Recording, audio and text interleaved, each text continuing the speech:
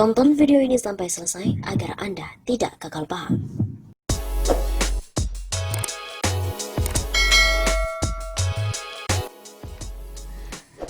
Viral terjadi pembubaran partai politik pengusung RUU HIP. Benarkah? Kegaduhan atas keberadaan rancangan undang-undang haluan ideologi Pancasila atau RUU HIP tidak akan berhenti, walaupun pemerintah mengatakan menunda untuk membahasnya.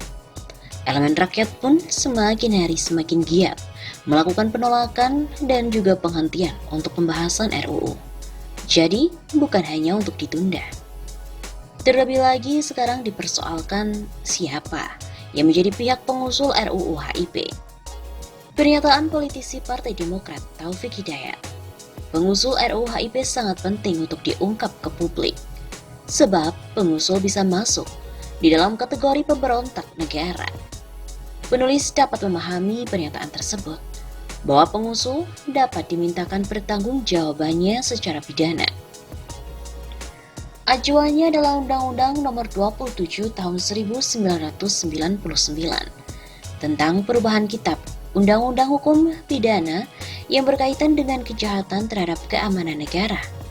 Undang-undang ini diterbitkan memang secara khusus guna untuk mempertahankan Pancasila sebagai dasar negara dari adanya ancaman dan bahaya ajaran dari komunisme, Marxisme-Leninisme, di mana terbukti bertentangan dengan agama, asas-asas dan sendi kehidupan bangsa Indonesia yang bertuhan, sebagaimana disebutkan dalam penjelasan umumnya. Terkait dengan hadirnya RUU HIP, maka pokok persoalan menunjuk masuknya ajaran komunisme atau Marxisme-Leninisme dengan berbagai implikasi yuridisnya.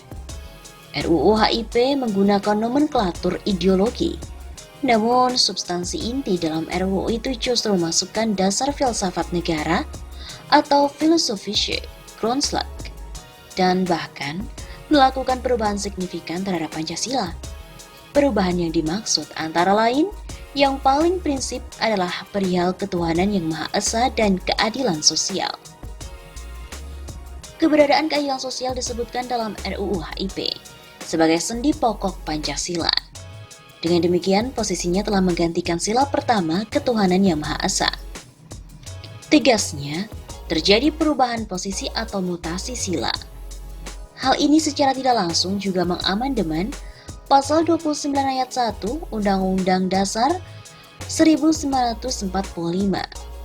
Negara berdasar atas ketuhanan yang Maha Esa akan tergantikan dengan negara berdasar atas keadilan sosial. Padahal, sila ketuhanan yang Maha Esa sebagai kausa prima Pancasila. Ketuhanan yang Maha Esa menjadi titik sentral dari kehidupan kenegaraan. Dalam kaitan ancaman dan bahaya ajaran komunisme, Marxisme-Leninisme, maka terjadinya perubahan demikian memberikan peluang masuknya konsep keadilan sosial versi sosialisme komunisme. Kemudian perihal ketuhanan yang berkebudayaan dalam RUU HIP. Ketuhanan yang berkebudayaan melekat erat dengan sosio-nasionalisme dan sosiodemokrasi, di mana kemudian terkristalisasi dalam ekasila, yaitu gotong royong. Walaupun pemahaman ini diambil dari pidato Bung Karno saat sidang di BPUPKI pada tanggal 1 Juni 1945, namun itu bukan menjadi keputusan BPUPKI. Oleh karenanya, penggunaan istilah ketuhanan yang berkebudayaan adalah sama dengan mengubah ataupun mengganti Pancasila. Perubahan yang demikian pastilah dilakukan secara sengaja, yang menunjuk dengan maksud, yakni menghendaki atau mengetahui baik perbuatan maupun akibatnya. Perubahan atas Pancasila sebagai dasar negara disederajatkan dengan mengganti. Tindakan mengubah atau mengganti Pancasila menurut ketentuan Undang-Undang Nomor 27 Tahun 1999 menunjuk pada perbuatan tindak pidana asal atau predicate crime, yakni menyebarkan dan mengembangkan ajaran komunisme atau Marxisme-Leninisme. Selengkapnya pun dapat dilihat pada pasal 107 huruf D yang menyebutkan, barang siapa yang secara melawan hukum di muka umum dengan lisan, tulisan dan atau melalui media apapun, menyebarkan atau mengembangkan ajaran komunisme atau Marxisme-Leninisme dengan maksud mengubah atau mengganti Pancasila sebagai dasar negara, dipidana dengan pidana penjara paling lama 20 tahun penjara. Pasal 107 huruf D ini merupakan delik pemberat dari pasal 107 huruf A. Pada pasal 107 huruf A, terdapat perbuatan menyebarkan atau mengembangkan ajaran komunisme atau Marxisme-Leninisme tidaklah dimaksudkan untuk mengubah atau mengganti Pancasila. Pelaku hanya melakukan menyebarkan atau mengembangkan. Tidak demikian halnya dengan pasal 107 huruf D. Pelaku menyebarkan atau mengembangkan ajaran komunisme atau Marxisme-Leninisme dengan maksud mengubah atau menggantikan Pancasila sebagai dasar negara. Dalam kaitannya dengan kehadiran RUU HIP, maka partai pengusul dengan memasukkan ajaran komunisme dapat dipidana dengan dasar adanya kesalahan sebagai unsur subjektif yang ditandai adanya kesengajaan dengan maksud. Partai pengusul dengan para anggotanya tentu terkait pernyataan kolektifnya. Oleh karena itu, di dalamnya terdapat pernyataan pikiran kolektif guna pemenuhan maksud perubahan Pancasila sebagaimana terdapat dalam RUU HIP. Pernyataan pikiran kolektif ini dianggap sebagai penggunaan pikiran secara salah. Adapun kegiatannya merupakan bagian dari pernyataan pikiran sebagai bentuk perbuatan melawan hukum. Kesengajaan merupakan tanda yang paling utama untuk menentukan adanya kesalahan pembuat delik. Kesengajaan dapat terjadi jika pembuat telah menggunakan pikirannya secara salah. Dalam hal ini, pikirannya dikuasai oleh keinginan dan pengetahuannya yang ditujukan pada satu tindak pidana. Pada tindakan mengubah atau mengganti Pancasila sebagai dasar negara, perbuatan menunjuk pada tindakan menyebarkan atau mengembangkan ajaran komunisme atau Marxisme-Leninisme melalui lisan, tulisan, dan atau melalui media apapun. Pembentuk undang-undang menambahkan frasa dan atau melalui media apapun memang mengandung pengertian yang luas. Menurut penulis, termasuk dalam kaitan perumusan RUU.